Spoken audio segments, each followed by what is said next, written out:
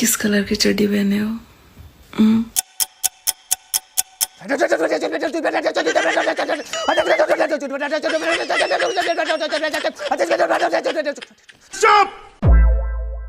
पर्सिबाट AC छ, केही आउँदैन। कसरी पास गर्ने होला भगवान, कसरी पास गर्ने होला? किन चिन्ता गर्छस्? म छु त यहाँ, म सिकाइहाल्छु नि तँलाई। सिकाइस् तैले, जसलाई चाहिँ एसई को फुल फर्म नै थाहा छैन त्यसले सिकाउने रे मलाई। किन थाहा छैन मलाई? एसई दिने विद्यार्थीलाई एसई को फुल फर्म थाहा हुँदैन? त्यसो भए भन्न त के हो एसई को फुल फर्म? त्यति जाबो। एसई मतलब स्कुल इन्डिङ इन्जोयमेन्ट। नेपालीमा भन्नु पर्दा स्कुल सकियो अब मोज गर। थाहा छैन भने थाहा छैन भन्नु नि, के टाइम वेस्ट गरिरहला? महारानीको टाइम वेस्ट भयो। माफ पाऊ है, माफ पाऊ। मैले गर्दा करोडौँको नोक्सान भयो होला होइन हजुरलाई? ए नौटङ्की, कति नाटक गर्छस् हौ? पर्सिबाट एसई छ, अब त सिरियस हो। किन सिरियस हुनु? एसई त हो नि। अबे साले, तँलाई थाहा छैन a single piece of paper can not decide our future भनेर? यो भनाइ मेहनतीले भनेको सुहाउँछ, त जस्तो अल्छीले भनेको सुहाउँदैन। तेरो बाउले भन्छ अल्छी होइन हौ, महा अल्छी। यस्तो अल्छी त मैले आजसम्म देखेकै थिइनँ। किन तिमीले अहिलेसम्म ऐना हेरेको छैनौ र? ओइ, त नपढ्ने भए घर जा त, हामीलाई पढ्नु दे। कति पढ्छस् हौ, कति पढ्छस्? हिजोदेखि पढेको पढेछस् त, अझै याद भएन तँलाई? अनि एउटा सब्जेक्टको मात्र याद भएर हुन्छ, अरू सब्जेक्टको चाहिँ याद गर्नु परेन? तँलाई एउटा सब्जेक्टको याद भइसक्यो? भइसक्यो त। कुन सब्जेक्ट याद भयो तँलाई? कम्प्युटर। यसलाई कम्प्युटर याद भइसक्यो, आफूलाई भने कतिवटा सब्जेक्ट छ भन्ने पनि थाहा छैन। मलाई पनि कम्प्युटर र ओपिटी म्याथ याद भइसक्यो। अनि मलाई त कम्प्युटर छोकै छैन भन्दै थिइस् त। कहाँ छुको छ त मैले? घरमा कम्प्युटर भए पो छुनु, कम्प्युटर बुक पो छुको त। कम्प्युटर त मलाई पनि आउँछ, अस्ति नै पढिसकेको मैले त झन्। सबै आउँछ? A to Z। Fill in the blanks, true false, question answer, word meaning, जे सोध्नु छ सोध, सब भनिदिन्छु म। ल त्यसो भए भन् त, what is MS word? MS word is the word, which is the word, C is the word, is the word, I is the word, Messi is the word. Messi is the god? MS वर्डमा मेसी कसरी आयो? कुद्दै आयो नि, कसरी आउँछ र? ओइ, अब अर्को सोध। सोध्दिन म, केही आउँदैन रहेछ, त्यत्तिकै गफ दिन्छ। आउँछ के आउँछ, सोध्न सोध। यो लास्ट है, त्यसपछि सोध्दिन म। ल last. What is computer virus? Computer virus is the virus which is not dangerous than coronavirus. Because coronavirus is a mother virus and computer virus is a daughter virus. Corona virus र computer virus आमा छोरी हो भनेर आज थाहा पाएँ मैले। देखिस् तेरो दाइको पावर? दुनियाँलाई थाहा नभएको कुरा तेरो दाइलाई थाहा हुन्छ। दुनियाँलाई थाहा नभएकै राम्रो। यदि यो कुरा चाइनाले थाहा पायो भने फेरि कोरोना भाइरस बनाएर सुरुमा तिमीलाई नै एटेक गर्छ। झन् राम्रो, एक्जाम त दिन पर्दैन। घरमा मिठो मिठो खाँदै बस्न पाइन्छ नि। तिमीहरूले एउटा कुरा थाहा पायौ? नेपालमा राजा फर्किन लाग्छ नि। कता फर्किन लाग्छ? लेफ्ट राइट, अघि पछि, कता? लेफ्ट राइट होइन, सिधै दरबारमा फर्किन्छ, बुझिस्? राजा फर्कियो भने पढ्नु पर्छ कि पर्दैन? पढ्नु त परिहाल्छ नि, विद्यार्थी भएपछि पढ्नु परेन? त्यसो भए मलाई राजा चाहिएन। जाबो स्कुल कलेज नै बन्द गर्न नसक्ने राजा के काम? राजाको काम स्कुल कलेज बन्द गर्ने हो त? अनि के हो त? राजाको काम भनेको त जनताको दुःख पीडा सुनेर त्यसलाई हल गर्ने पो हो त। मालूम है तेरे बाप को मत सिखा, चल। म पनि जनता नै त हो नि, मेरो पीडा चाहिँ सुन्नु परेन? तिमीलाई शिवरात्रिले अझै छोडेको छैन? आज नि भाङ खाएर आयो?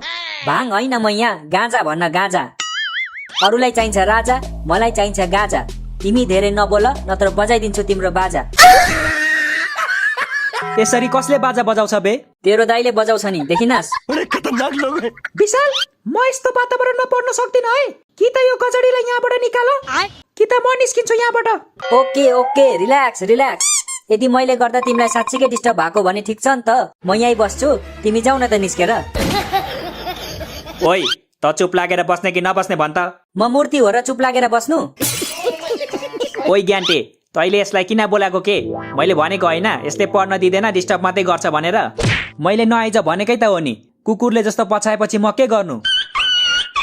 अघिल्लो जन्ममा कुकुर थियो होला नि त, त्यही भएर कुकुरले जस्तो पछ्याएको होला नि। अब तू गया बेटा। हो म कुकुरै थिएँ र एक दिन म भौ भौ गर्दै हिँड्दा तिमीलाई पनि देखेको थिएँ, हातमा केरा बोकेर एउटा रुखदेखि अर्को रुखमा हाम फाल्दै गरेको। त्यस्तो त बाँदरले गर्छ होइन र? बाँदरले मात्रै गर्छ, बाँदरनीले चाहिँ गर्दैन। त्यही भएर पो खाली केरा खान्छु भन्दै रहेछ यसले। त पनि सुरु भइस्?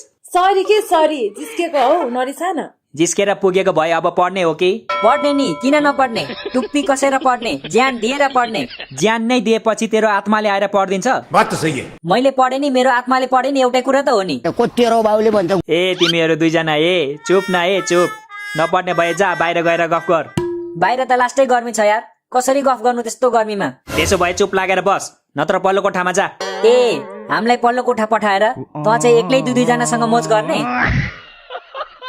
ओइ गजडी चाहिँ पातै बोल्न लाज लाग्दैन लाज त तिमीलाई लाग्नु पर्ने हो केटी भएर केटाको घर किन आएको तिमी कसको घरमा आए म यो घर मेरै त हो नि ए तिम्रो पो हो म त यसको भन्ठानिया बकचोदी मत कर लौड़े। अनि तिम्रो बाउको घर चाहिँ कहाँ छ नि यही हो के यही हो उसको घर पनि यही हो उसको बाउको घर पनि यही हो उसको आमाको घर पनि यही हो आमाको घर त मैले सोधेकै थिइनँ नि किन भन्नु पर्यो बाठो भएर अब एक शब्द नबोल है चुइक्क मात्रै आवाज निस्कियोस् त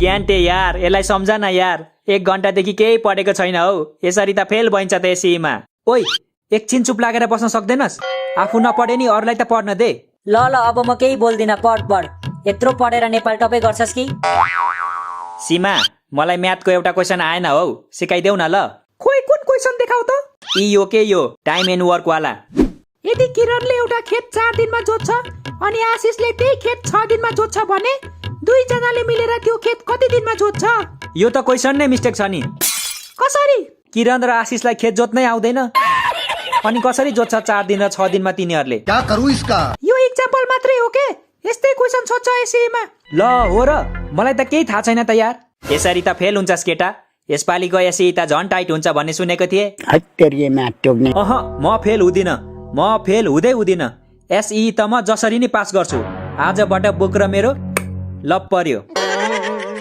अहिले लप पर्छ भरे घर पुगेपछि ब्रेकअप हुन्छ छोटो लभ स्टोरी होइन अब त एसई सम्म मेरो जिएफ भनेकै यही बुकहरू हो टिकटक इन्स्टा फेसबुक सब डिएक्टिभेट गरिदिन्छु अब अनि तेरो टिकटकको 20 जना फलोअरहरू रिसाउँदैन तैले डिएक्टिभेट गर्दा फलोवर होइन फ्यामिली भन फ्यामिली ए सरी तेरो 20 जना टिकटक फ्यामिली रिसाउँदैन तैले डिएक्टिभेट गर्दा रिसाउँदैनन् म एउटा स्टोरी हालिदिन्छु नि त going offline for some days भनेर going offline for some days लेखेर अर्को दिनै लाइभ आउलास् नि फेरि आउँदिन अब त एसईसम्म पढेको पढाइ गर्ने हो तिमीहरू पनि मलाई फोन गरेर डिस्टर्ब नगर्नु बुझ्यौ हामीलाई तिम्रो नम्बर त थाहा छैन फोन गर्ने त कुरै भएन नि नम्बर भए पनि हामीले तिमीलाई किन कल गर्थ्यौं र एउटा ह्यान्डसम केटालाई केटीहरूले किन कल गर्छ त्यो पनि मैले भन्नुपर्छ र ह्यान्डसम रे अनि यो कानले पनि के सुन्नु परेको हौ जे सुन्यौ सही सुन्यौ मेरो साथी ह्यान्डसम त छ नि मैं तो तेरे को हरामी समझता था। के कमी छ र मेरो साथीमा